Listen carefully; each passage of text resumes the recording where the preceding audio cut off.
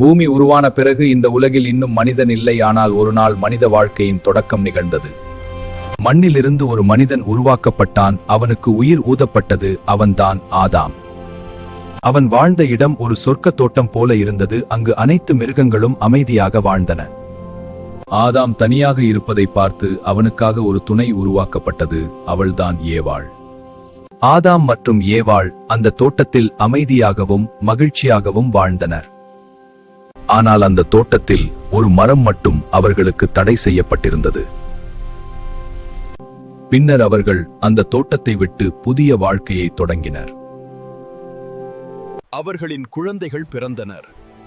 அவர்களின் சந்ததிகள் மெல்ல மெல்ல பூமி முழுவதும் பரவ ஆரம்பித்தன.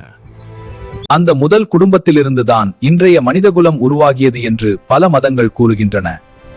ஒரு மனிதனும் ஒரு பொண்ணும் தொடங்கிய கதை இன்று முழு மனிதகுலமாக மாறியுள்ளது.